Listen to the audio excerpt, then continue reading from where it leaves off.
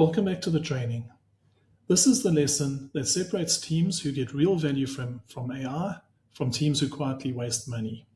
And the difference is one word: discipline. In the next 10 minutes, I'll walk you through running your first pilot as a proper time-boxed experiment with a defined success measure in 5 steps from start to finish. By the end, you'll have something you can genuinely run on Monday. Let's get into it.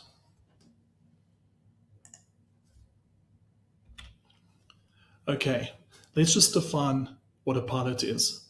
A pilot is a time-boxed experiment with a defined success measure.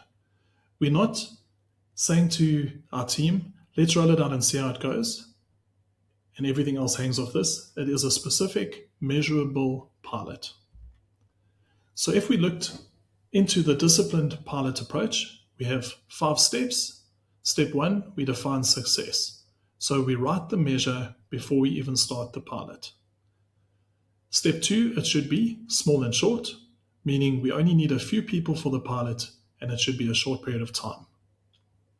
Step 3, we record the baseline before we start.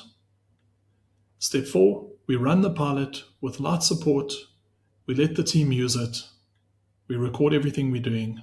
And step 5, we go back, we review, and we decide using one of 3 honest calls.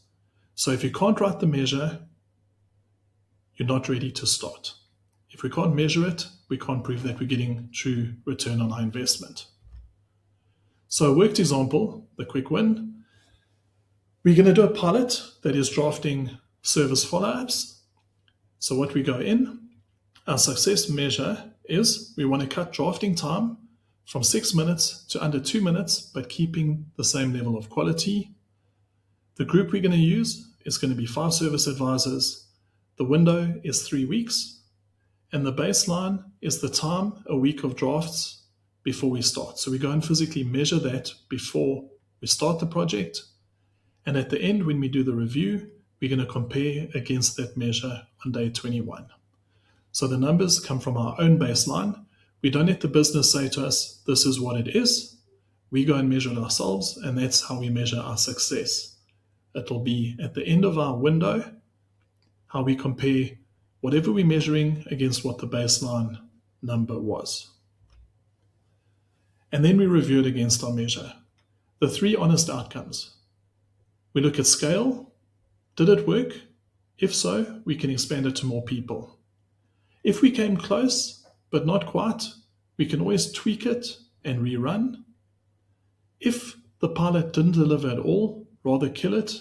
This is the cheapest option than trying to force something that isn't going to work long term. Stopping is a success, it's not a failure.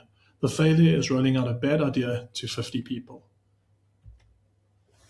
So why the baseline matters? In the material that I've given you and the spreadsheets and templates that go with this course, you have an AI adoption and return on investment tracker. We're going to look at that fully in the next module. But this is the before. You captured this in step 3, and this lets you prove the return later. If you don't capture the baseline before the pilot kicks off, you have no provable return on investment. That's why step 3 is the most forgotten, and it probably is the most important step. So the 4 things to take away from this video. Define success in advance. If you're going with the we'll see how it goes approach, that's our pilot's fizzle. It needs to be small and short. That always beats big and long. So a small amount of people involved and a short period of time before we measure the results. Capturing the baseline is what makes the return on investment provable later. And stopping a pilot is a cheap, successful learning outcome. It is not a failure. So next we'll look at yield, driving adoption, proving return on investment, and scaling that works. So thank you very much, and I'll see you in the next video.